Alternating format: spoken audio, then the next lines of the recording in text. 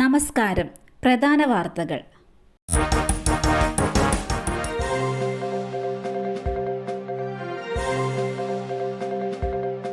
മൊഴിയിൽ കൃത്രിമം നടന്നു. ഹേമ കമ്മിറ്റിയിലെ അന്വേഷണത്തിനെതിരെ മറ്റൊരു നടി കൂടി രംഗത്ത്. സിനിമാ മേഖലയിലെ സ്ത്രീകളുടെ പ്രശ്നങ്ങൾ പഠിച്ച ഹേമ കമ്മിറ്റിയിലെ മൊഴിയുടെ അടിസ്ഥാനത്തിലുള്ള അന്വേഷണത്തിനെതിരെ മറ്റൊരു നടി കൂടി രംഗത്ത്.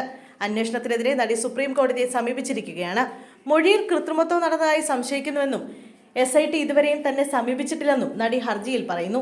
നേരത്തെ നടി മാലാ പാർവതിയും ഹേമ കമ്മിറ്റി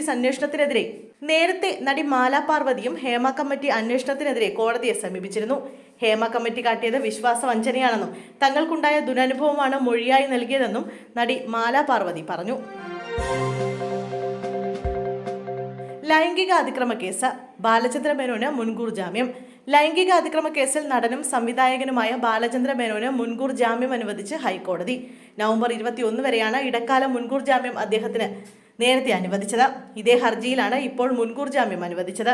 ആലുവ സ്വദേശിയായ നടിയുടെ പരാതിയിലെടുത്ത കേസിലാണ് മുൻകൂർ ജാമ്യം. തന്നെ ഭീഷണിപ്പെടുത്തി പണം തട്ടാനുള്ള ശ്രമമാണ് നടക്കുന്നതെന്നാണ് ബാലചന്ദ്ര മേനോൻ വാദിച്ചത്. സംഭവം നടന്നിട്ട് 17 വർഷമായെന്ന് ചൂണ്ടിക്കാട്ടിയ ഹൈക്കോടതി ജസ്റ്റിസ് PV കുഞ്ഞികൃഷ്ണൻ രാജ്യം പത്മശ്രീ നൽകി ആദരിച്ചയാളാണ് ബാലചന്ദ്ര മേനോനെന്നും സ്ത്രീകൾക്ക് മാത്രമല്ല പുരുഷന്മാർക്കും അന്തസ്സുണ്ടെന്നും ഉത്തരവിൽ ചൂണ്ടിക്കാട്ടി.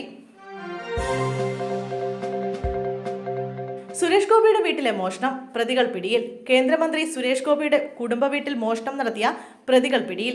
ഇരവിപുരം പോലീസ് നടത്തിയ അന്വേഷണത്തിൽ മണിക്കൂറുകൾക്കുള്ളിൽ പ്രതികൾ പിടിയിലാവുകയായിരുന്നു. കൊല്ലം ഇരവിപുരം സ്വദേശി അരുൺ, ഷിംനാസ് എന്നിവരാണ് പിടിയിലായത്. കൊല്ലത്തെ വീട്ടിലാണ് മോഷണമുണ്ടായത്. വീട്ടുസാധനങ്ങൾ മോഷ്ടാക്കൾ അപഹരിച്ചു. സംഭവം അറിഞ്ഞ സ്ഥലത്തെത്തിയ പോലീസ് പ്രദേശത്തെ CCTV ദൃശ്യങ്ങളിലൂടെ പ്രതികളെ പിടികൂടുകയായിരുന്നു. പ്രതികൾ സ്ഥിരം മോഷണം നടത്തി വരുന്ന ആളുകളാണെന്ന് ഇരവിപുരം പോലീസ് പറഞ്ഞു. ഇവിടെ നിന്നും സാധനങ്ങൾ പലപ്പോഴായി എടുത്തിട്ടുണ്ടെന്ന് പോലീസിനോട് സമ്മതിച്ചു. തദ്ദേശ ഉപതെരഞ്ഞെടുപ്പിൽ തിരിച്ചടി നേരിട്ട LDF, ഭരണം തിരിച്ചുപിടിച്ച UDF. സംസ്ഥാനത്തെ തദ്ദേശ വാർഡുകളിലേക്ക് നടന്ന ഉപതെരഞ്ഞെടുപ്പിൽ UDFന് വൻ നേട്ടം. വോട്ടെടുപ്പ് നടന്ന 31 സീറ്റുകളിൽ 17 UDF വിജയിച്ചു.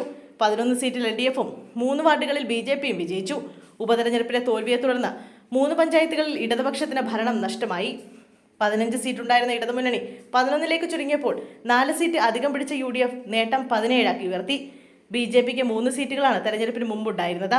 തൃശൂർ ജില്ലയിലെ നാട്ടിക, പാലക്കാട് ജില്ലയിലെ തച്ചമ്പാറ, ഇടുക്കി ജില്ലയിലെ കരിമണ്ണൂർ പഞ്ചായത്തുകളിലാണ് UDF LDFിൽ നിന്നും ഭരണം പിടിച്ചത്. ക്ഷേത്രക്കുളത്തിൽ കുളിക്കുന്നതിനിടെ അപകടം. 2 ഓട്ടോ ഡ്രൈവർമാർ മുങ്ങി മരിച്ചു. ഉള്ളൂർ തുറുവിക്കൽ ക്ഷേത്രക്കുളത്തിൽ 2 ഓട്ടോറിക്ഷ ഡ്രൈവർമാർ മുങ്ങി മരിച്ചു. ഒരാൾ രക്ഷപ്പെട്ടു. പാറാട്ടുകോണം സ്വദേശികളായ ജയൻ, പ്രകാശൻ എന്നിവരാണ് മരിച്ചത്. ഓട്ടോറിക്ഷ ഡ്രൈവർമാരായ സുഹൃത്തുക്കൾ ഇന്ന് പകൽ 11 മണിയോടെയാണ് ക്ഷേത്രക്കുളത്തിൽ കുളിക്കാനിറങ്ങിയത്. ആഴം കൂടുതലായതിനാൽ ആളുകൾ ഇറങ്ങാതിരിക്കാൻ ചുറ്റുമതിലും ഗേറ്റുമിട്ടിരുന്ന ക്ഷേത്രക്കുളത്തിലാണ് ഇവർ ഇറങ്ങിയത്. 12 മണിയോടെ ഇവർ മുങ്ങിത്താഴുന്നത് കണ്ട നാട്ടുകാരാണ് ആദ്യം രക്ഷാപ്രവർത്തനം നടത്തിയത്. ഒരാളെ രക്ഷപ്പെടുത്തിയെങ്കിലും മറ്റ് 2 പേരെ കരക്കെത്തിച്ചപ്പോഴേക്ക് മരിച്ചിരുന്നു. മൃതദേഹങ്ങൾ തിരുവനന്തപുരം മെഡിക്കൽ കോളേജ് മോർച്ചറിയിലേക്ക് മാറ്റി. സംഭവത്തിൽ മെഡിക്കൽ കോളേജ് പോലീസ് കേസെടുത്തിട്ടുണ്ട്. SDPI നേതാവ് ഷാൻ വധക്കേസ്. RSS BJP പ്രവർത്തകരായ 4 പ്രതികളുടെ ജാമ്യം ഹൈക്കോടതി റദ്ദാക്കി. SDPI നേതാവ് ഷാൻ വധക്കേസിലെ 4 പ്രതികളുടെ ജാമ്യം ഹൈക്കോടതി റദ്ദാക്കി. കുറ്റകൃത്യത്തിൽ നേരിട്ട് പങ്കെടുത്ത 4 RSS BJP പ്രവർത്തകരുടെ ജാമ്യമാണ് റദ്ദാക്കിയത്.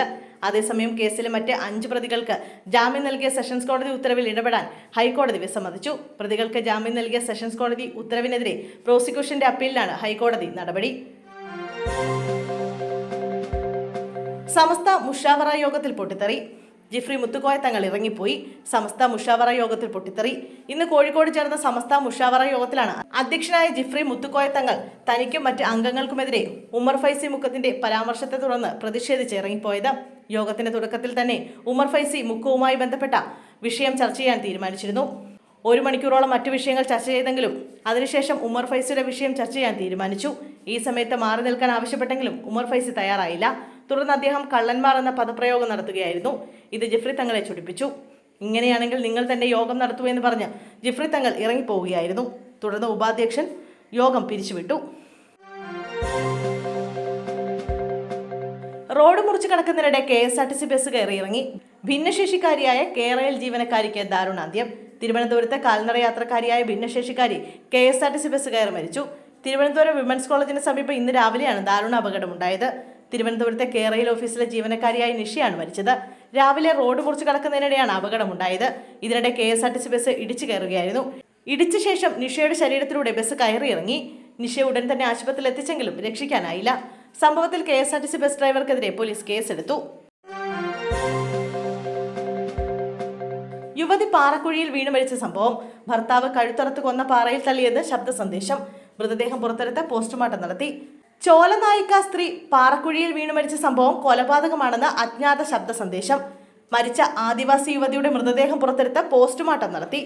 കുപ്പമലയിലെ ഷിബുവിന്റെ ഭാര്യ 27-കാരിയായ മാതിയാണ് കഴിഞ്ഞ മാസം 30-ന് പാറയിൽ നിന്ന് വീണു മരിച്ചത്. ബന്ധുക്കൾ മൃതദേഹം എടുത്ത് സംസ്കരിച്ചിരുന്നു. നെടുങ്കയം ഉൾവനത്തിലെ പാറമടക്കിലാണ് ഇവരുടെ കുടുംബം താമസിച്ചിരുന്നത്. മരണത്തിൽ അസ്വാഭാവികത ഒന്നുമില്ലെന്നും പാറയിൽ നിന്നുള്ള വീഴ്ചയുടെ ആഘാതത്തിലാണ് മരണം സംഭവിച്ചതെന്നും പ്രാഥമിക റിപ്പോർട്ടിൽ തെളിഞ്ഞിരുന്നു.